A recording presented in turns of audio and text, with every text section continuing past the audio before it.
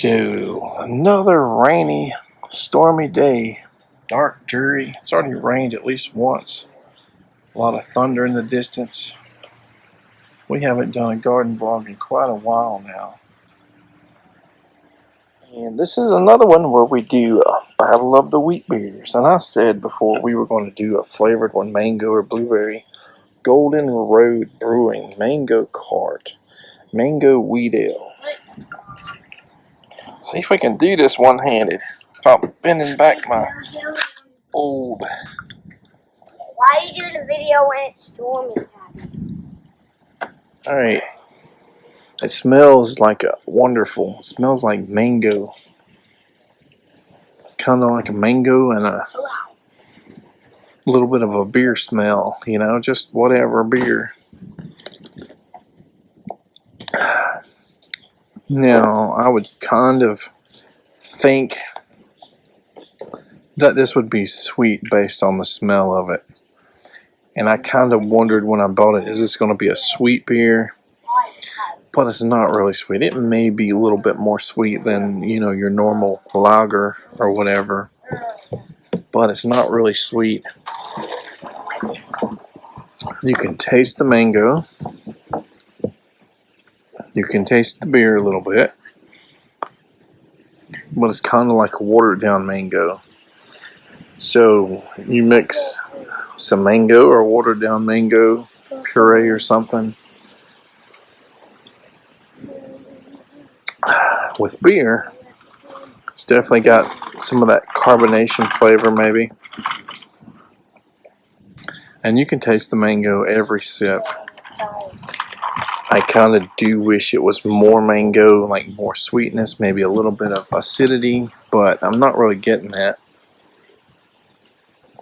However, I think the mango does take some of the bitterness away from, you know, the beer. I don't really get much, if any, bitterness. Now, when I checked this online against like Blue Moon, this guy seemed to be the top contender versus Blue Moon, which is also the Belgian style wheat beer. But even with that said, there's still a mixture of people that think this is maybe chemical or just not very good, and a mixture of people that really dig it and love it. I think there was somebody that said, well, it's a good summer beer. I'm not in love with it, but I'll drink it in the summer. You know, it's a refreshing drink. And I guess if we compare this to Stella Artois, which, you know, some people said that's the beer for people that don't like beer. I would say, you know, despite that being not a wheat beer, you know, maybe these are, it should have been put toe to toe instead of like Blue Moon or Howgarden. I think my expectations of this, just from the smell and the look of the can, and, you know, thinking mango, this is going to be sweet. Kind of, my initial response was this. I don't know if I like it or not. But now that I've had a day or two with it, I think that it's one of the most easiest to drink beers that I've had. You know, I think it's easier to drink than that Stella Artois. But, you know, maybe you'll think that mango flavor that is not sweet, is not acidic, not super fruity, you know, you may not like this, or you may like it. You know, I see why there are people that like it, and I see why there are people that don't like it. You know, you have these malt beverages, which I guess are like strongly brewed beers that have probably sugar and, you know, fruit juice or artificial flavors, making them taste like a soda or like a fruit punch soda or something. And then you have these that still kind of stick with that beer flavor, and they're just trying to maybe enhance it. And I think Golden Road Mango Cart is trying to enhance or give you guys something a little bit different. Anyway, that's not to say there isn't a little bit more sweetness in this than some other beers and all. I think there is. After I drank a little bit and like licked my lips, I can almost taste a little bit of sugar on my lips after drinking it. So now it's raining again, just lightly. So I would say yeah, this is probably a contender more against Stella Artois for maybe people that don't like beer or maybe can only tolerate so much, and you may be able to tolerate way more if you drink this and like it. This is pretty low alcohol. I think it's only 4%, and it's usually sold in 6-packs, although I think I've seen a 12-pack being sold at Publix. But if you're on the fence about it, just wait until there's BOGOs or sale, because these seem to often go on to a BOGO. The problem, like Winn-Dixie will put these on BOGO, and you'll go to get the sale, and they'll have one carton, 1 6-pack there. And I've seen this with several BOGOs, and they'll have that 1 6-pack there for a week. Nobody wants to buy it because they know if they buy 2, they get it for the same price as 1. And I don't know if people are getting rain checks for them or not, but I don't. It just bewilders me. I don't know why they do that. Why would they know that they're getting a sale on this, guys, and not have enough to supply people that are coming there just for that? Here locally, when they're not on sale, I think they go anywhere from like $8.50 or $8.95 to all the way up to like 14 or 15 bucks for a 6-pack. So definitely keep an eye out for those sales. So with the rain and the weather and all that stuff, probably going to have to continue this garden vlog at another day. Just continue this video some other time when the weather is better. And I kind of question, when we started this battle of the wheat beers, should we do it all, in a garden vlog, or are we going to do like a sit down, kind of like we do on the tequila journey? But it seems like every time we did it, it's been on like a garden vlog. And if you guys have been keeping up, this season of the garden vlog is definitely winding down. I'm not sure exactly when we're going to stop for the season. And this mini series of Battle of the Wheat Beers is probably up, within the next 1 or 2 videos for the season. Maybe just 1, maybe 2. Will there be a season 2 of Battle for the Wheat Beers? Or are we going to start our Mexican lager journey next? I guess only time will tell. Well, this sucks. Something dug up the Jabotacaba I had here. Well, it's still alive.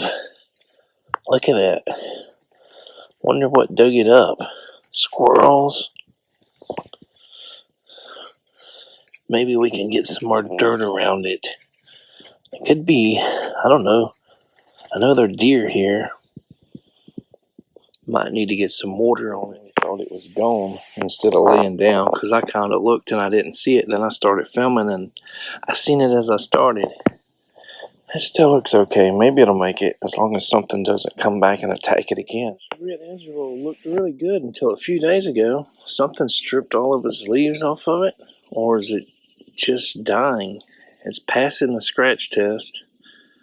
That one there just kind of went bad over time, and you could tell this guy looked good though until now. The sun still looks good.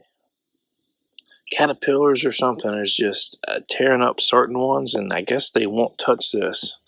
Wonder if there's some kind of toxicity in this guy, some kind of chemical that just keeps pests away. I don't know. Most of the other Jabotacabas are looking good, except that one that just went missing there. I probably had that on video. There's the tag, and there's no Jabotacaba to be found. Some jokes that we've showed once or twice already. It's probably about 4 foot tall. Not growing super fast. Mystery graft that I put on this pawpaw a few years ago, they got ate up by the caterpillars and grasshoppers, is dead.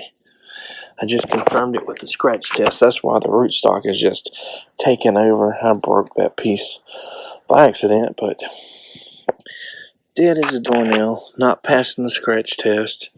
So this should be the Tennessee or avocado or whatever root sucker. So today, probably in the next day or two, I'll be gathering up some more stuff to donate or give away as far as plants go. Trying to figure out what I should get rid of. Now, there are a lot of things that I haven't been able to, like, get a load of dirt. You know, we kept having delays and delays when I wanted them because we don't have a truck. We were borrowing a truck for that. And now, you know, we had the lawnmower. We went through like 3 lawnmowers in like 2 or 3 months.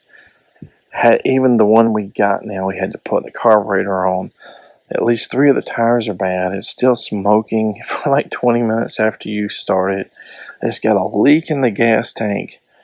And, you know, just bad luck. And the other day, our check engine light went on in the van. So we had to repair the van again. It had a ignition coil, but luckily it was one of the front coils where you don't have to take like the engine half apart to get to everything.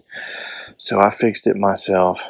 But that even that little $35-40 or whatever for that load of potting soil just isn't in the cards right this second, and it sucks because we were wanting to separate, you know, persimmons, jackfruit, and a few other things, and give them away in individual pots. I think I'm going to reach out to one of the more prominent garden community members and say, you know, here are some pots full of avocados or different things. And say, would you like to, you know, pot them up or just have other people come in and grab individual roots, you know, root stocks and just put them in some water, damp peat moss or something and hand them out, you know, whatever you would like to do. In our local garden club, they give away some stuff and they raffle some stuff. So, you know, you get the raffle and, you know, you may have 3 or 4 or 6 people get lucky and get those items that, you know, everybody wants. Or if there's an excess amount, you know, of seedlings or plant materials or seeds or whatever, they'll just put them on a free table for people to get as they want. These pluots are in another blooming stage. What's that, number 6? 6 bloom. And well, it's been a few more days and look at all these beauty berries that are like fully ripened.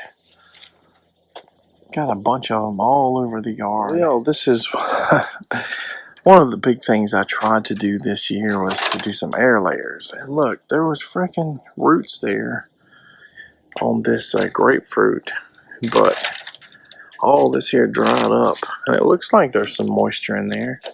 I wonder if any of that is alive. Got so many ants, beetles, and all kinds of things that go in these bags though, so I'm not sure what happened. And we had another one here. It, you know, it didn't die, but it looks like we got some callousing. We had some beetles and stuff in there, but it never produced roots. However, check this one out. We might actually be able to save this guy here.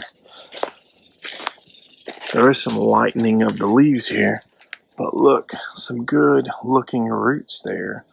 So we might need to go ahead and get this first possible successful air layer off and see if we can keep it alive. Do we need to trim the top to make it more successful? Here's one of the vaccinium. Again, it calloused up, never produced roots. So we're going to give up on this guy. Here's another one on the same vaccinium here, and I don't see any roots. We'll have to take it apart later. Not too worried about that. Cover it with full a little bit there until I get to it. We had several of our air layers slip down the trunk or bark. What seems to be a thing, you know, even though I tried to make them kind of attach where there'd be like a branch so it couldn't slip or fall anymore, even though they're tied off too. And some of them, like that Suriname cherry, which we haven't shown yet, grew. So it grew a couple inches and then it slipped down where it grew. So even though there's a callus and all, it never formed roots there. It's possible that that citrus that failed, it just went through a dry period because rain and moisture was getting into most of the air layers I tried. Not all of them. Sometimes I had to open them up and put some more water in them. But it might have just hit that droughty period and dried out after it created those roots. And I just didn't get here in time enough to save it. Another vaccinium. As you can see, it slipped This one might have been just a stem that was impossible to have it hold on to. Maybe we should have put it here where there was another branch so it couldn't fall down anymore. But it looks like almost all of my air layers have failed. This is a different citrus that I put on here and it dried out. So I had to like cut a slit and add water, but I still kind of think that probably hasn't created any roots. It's not here, slipped a while back. See, there's the layer there where we scraped it. And this one here, it doesn't look like it slipped, but there's no signs so far of any roots. So it probably just calloused and just healed itself and is not on this jujube. No signs of roots here that I can see, but there are some yellowing of the leaves here to show that maybe it was trying or is trying to shoot out roots. It's hard to tell.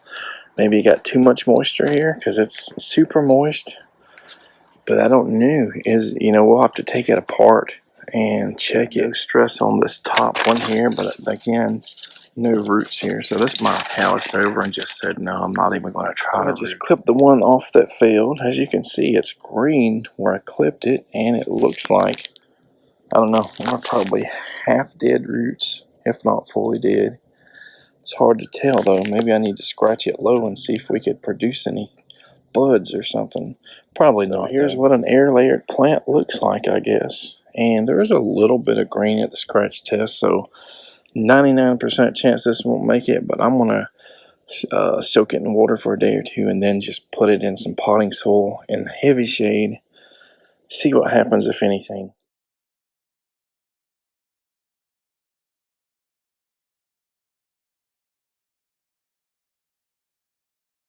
Alright, I clipped off this big gigantic boy here, so there's some nice healthy looking roots.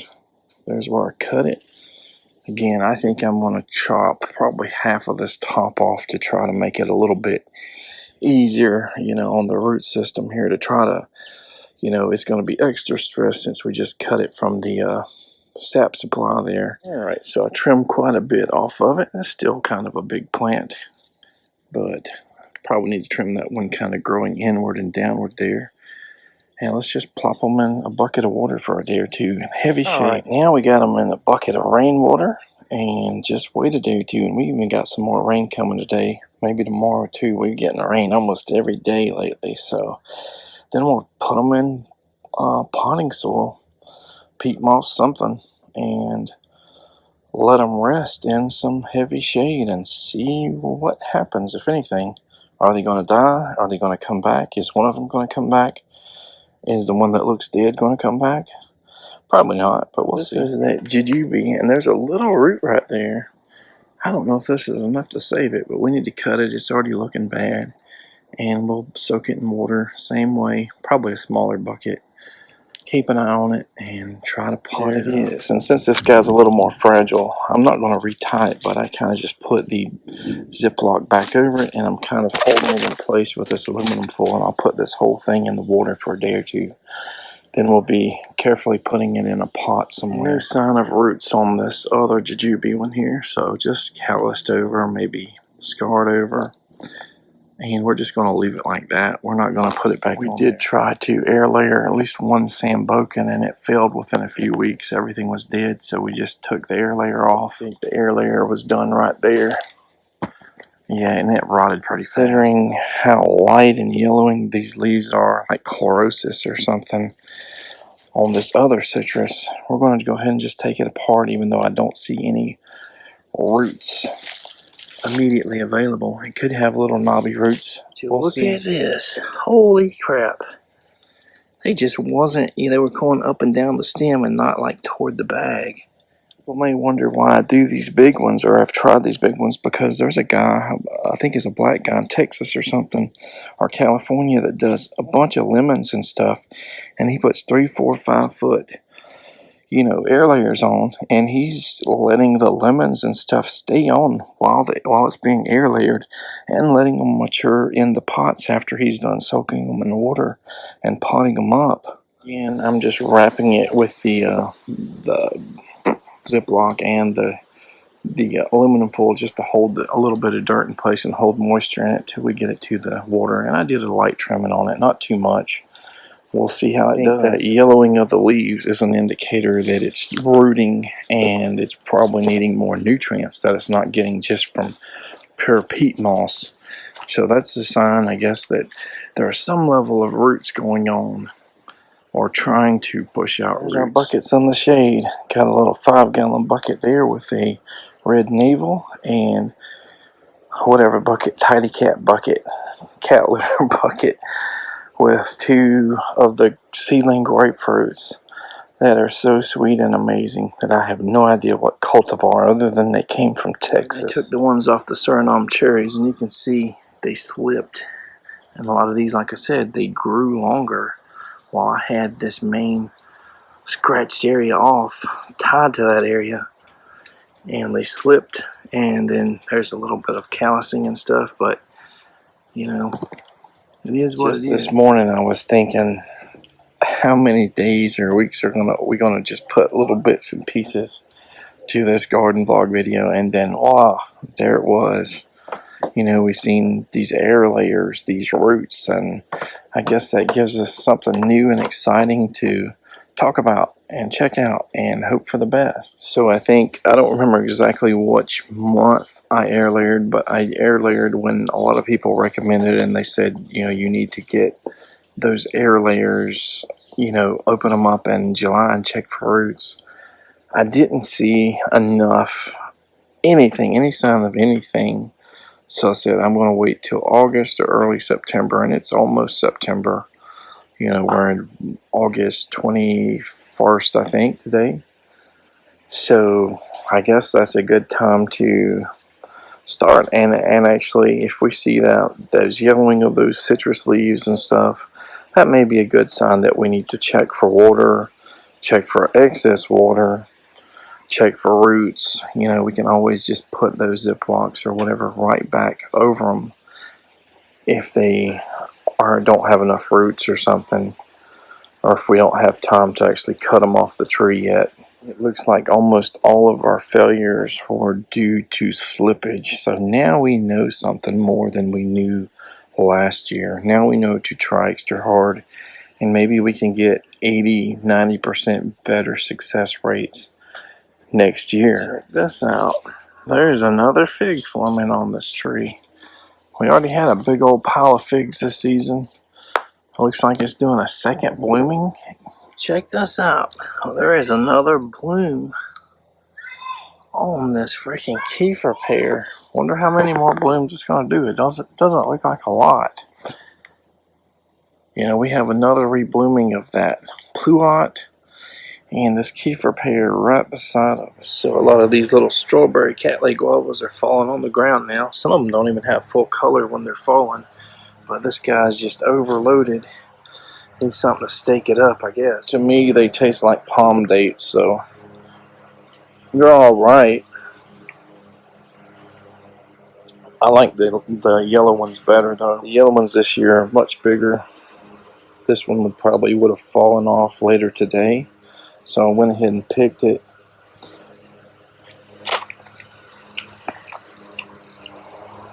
Definitely more to eat there. Definitely a little bit more flavor, maybe a little bit more tang. I just ate another strawberry guava that definitely had more tang than that yellow one, though. But I don't know, that palm date flavor, Pendo Palm, just, I don't know, I'm not a huge fan of it, but it probably would make some good juices, smoothies, possibly some good jelly or something. Looks like we got a lot more Barbados cherry flowers now. It's fixing to come into full production. So I potted these air layers up, at least 3 of them. We got the jujube down there and the 2 citrus here, and the other one that looks so bad, I don't even know if it will have like a single bud to push out, even if the roots are healthy, you know, and I don't think they are. So I just put it in the ground in the shade, and I'll keep an eye on it. That way, less work to tend to it. Super shady, moist area. But then again, like I said, possibly no buds to push out. So if you have no buds on a successful graft or a root or whatever, you're eventually just going to have death, you know, even if it's green for 6 months. And there's a little baby snake down there. So this guy here on this Cattleya guava, this air layer slipped. As you can see, it's wet down there, dry here. This one didn't slip, but it barely calloused and no roots at all. I think this Thompson mulberry that I grafted is competing in leaf size for this Tice over here. Check this out. That Tice is big, but it's not as big as the Thompson leaves. Y'all climbing this tree? Yeah. All right. Yay, buddy. Charlie! Come over here! I'm climbing a tree! Charlie, what are you doing up there? He's climbing up a gigantic... Wow, he can climb real good. Show everybody you can climb down. I'm too scared. Why'd you climb up there? You're like 9 foot up in the air. I'm like Superman. Get down. I'm scared. Well, we took these guys out of the water and we're still getting lots of rain. And I guess that was 3 to 4 air layers out of all the ones we did that had roots on them, had 4 with roots on them. So hope for next year to be better. If we don't update it, if these guys survive by the end of this season, we'll probably do it next season. Alright guys, I think that's enough. Take care.